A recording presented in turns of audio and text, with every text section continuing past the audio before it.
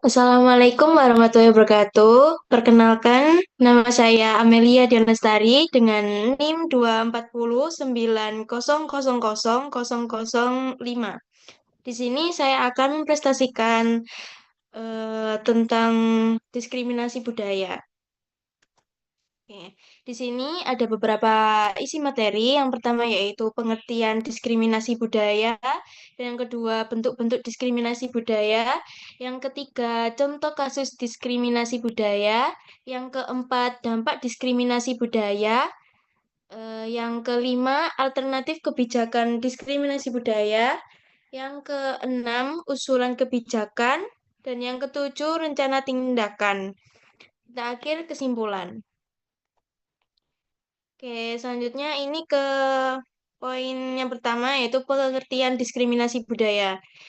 Diskriminasi budaya merupakan perilaku tidak adil, merendahkan, atau mengucilkan seseorang atau kelompok karena perbedaan budaya yang mereka miliki.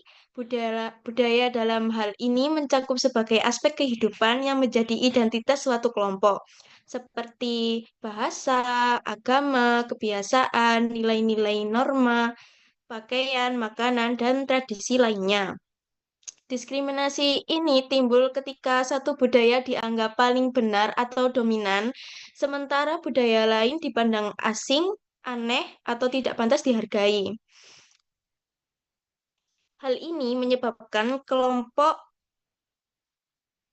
budaya minoritas sering mengalami ketidakadilan, penolakan terhadap identitas mereka, bahkan tekanan untuk menyesuaikan diri dengan budaya mayoritas demi bisa diterima oleh lingkungan sosial. Yang kedua, ini ada bentuk-bentuk diskriminasi budaya. Yang pertama, diskriminasi bahasa. Yang kedua, diskriminasi simbol budaya dan pakaian. Yang ketiga, diskriminasi agama atau kepercayaan lokal. Yang keempat, diskriminasi dalam akses pendidikan dan pekerjaan. Dan yang terakhir adalah penghapusan budaya. Selanjutnya ada contoh kasus diskriminasi budaya. Di sini ada dua contoh kasus di lingkungan kampus dan di luar kampus. Nah, di sini kebanyakan mungkin dari beberapa itu masalahnya tentang dari bahasa dan penampilan, karena memang lebih menonjol ke situ. Selanjutnya, dampak diskriminasi budaya. Di sini ada rasa rendah diri. Selanjutnya, kehilangan identitas budaya. Yang ketiga, peluang terbatas. Yang keempat, konflik sosial. Yang kelima, pengucilan.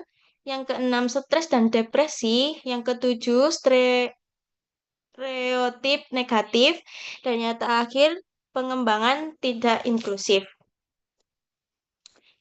Nah, selanjutnya, pada materi alternatif kebijakan diskriminasi budaya. Nah, di sini ada beberapa alternatif, yaitu penguatan hukum dan kebijakan anti diskriminasi, yaitu langkah untuk memastikan perlindungan hukum bagi semua kelompok budaya agar tidak diperlakukan secara tidak adil, dengan menetapkan aturan yang tegas dan menegakkan hukum yang konsisten. Tindakan diskriminasi dapat dicegah dan pelakunya dapat dikenai sanksi.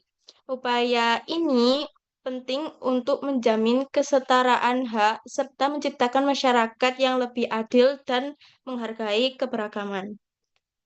Yang kedua adalah dialog antar budaya, adalah ruang komunikasi terbuka antara individu atau kelompok dari latar budaya yang berbeda untuk saling memahami, menghargai, dan menghilangkan prasangka. Dialog ini berperan penting untuk membangun hubungan yang lebih setara dengan saling mendengarkan pengalaman dan nilai budaya satu sama lain. Yang ketiga ada representasi yang setara. Eh, ini tuh memberikan ruang dan peran yang adil bagi semua kelompok budaya dalam berbagai aspek kehidupan seperti media, pendidikan, pemerintahan, dan dunia kerja. Kurangnya representasi membuat kelompok minoritas tidak terlihat, suaranya diabaikan dan budayanya dianggap kurang penting. Dengan ini, kita dapat memastikan setiap kelompok budaya memiliki kesempatan yang sama untuk tampil, didengar, dan diakui. Rep- Representasi yang setara membantu mengurangi ketimpangan, membangun rasa hormat, dan mencegah pelakunya diskriminatif. Yang selanjutnya yaitu menghargai budaya lokal dan yang terakhir adalah peran aktif masyarakat. Adalah keterlibatan langsung warga dalam mencegah dan melawan diskriminasi budaya. Hal ini dapat dilakukan dengan saling menghargai perbedaan, ikut serta dalam kegiatan lintas budaya, dan berani menolak sikap atau tindakan diskriminatif. Dengan partisipasi aktif, masyarakat ikut menciptakan lingkungan yang adil, inklusif, dan menghormati keberagaman. Selanjutnya ada usulan kebijakan diskriminasi budaya. Diskriminasi budaya masih sering terjadi di masyarakat akibat perbedaan etnis, bahasa, atau kebiasaan yang dianggap asing atau tidak sesuai dengan mayoritas. Untuk mengatasi hal ini, diperlukan rencana tindakan yang fokus pada peningkatan kesadaran dan penerimaan terhadap keberagaman budaya. Tujuannya adalah menciptakan lingkungan yang inklusif dan bebas diskriminasi, di mana setiap individu merasa dihargai. Langkah yang dapat dilakukan meliputi mengadakan kampanye sosial dan media positif serta pendidikan inklusif. Keberhasilan tindakan ini diharapkan tercermin dari berkurangnya kasus diskriminasi dan meningkatnya sikap toleran dalam kehidupan sehari-hari. Selanjutnya ada rencana tindakan. Nah, di sini ada dua, yaitu pendidikan inklusif dan kampanye sosial dan media positif. Untuk pendidikan inklusif sendiri bertujuan untuk menciptakan suasana belajar yang menerima perbedaan, termasuk dalam aspek budaya, bahasa, dan tradisi. Dalam mengatasi diskriminasi budaya, pendidikan inklusif mendorong siswa untuk saling menghormati dan memahami keberagaman, serta menghilangkan sikap yang mengecualikan kelompok tertentu.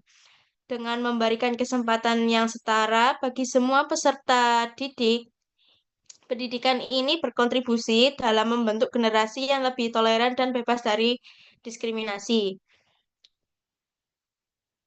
Selanjutnya, kampanye sosial dan media positif merupakan pendekatan untuk menanggulangi diskriminasi budaya dengan menyebarkan pesan tentang toleransi dan penghargaan terhadap keberagaman dengan berbagi konten edukatif dan inspiratif di media sosial.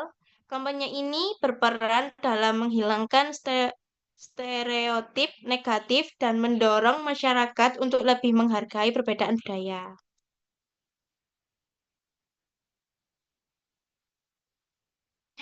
Selanjutnya ya, yaitu kesimpulan. Diskriminasi budaya adalah perlakuan tidak adil terhadap individu atau kelompok karena perbedaan budaya seperti bahasa, adat, atau tradisi. Hal ini bisa terjadi di berbagai lingkungan dan berdampak negatif seperti rasa minder dan terpinggirkan. Selain merugikan individu, diskriminasi budaya mengganggu persatuan masyarakat. Oleh karena itu, dibutuhkan upaya bersama melalui pendidikan dialog, kampanye, kesadaran, dan penegakan hukum agar semua orang dihargai tanpa memandang budayanya. Menghormati keberagaman adalah kunci menciptakan masyarakat yang damai dan inklusif. Nah, di sini ada beberapa dokumentasi dari mahasiswa luar Jawa. Sekian dari saya. Terima kasih. Mohon maaf jika ada salah kata dan perbuatan. Saya akhiri. Assalamualaikum warahmatullahi wabarakatuh.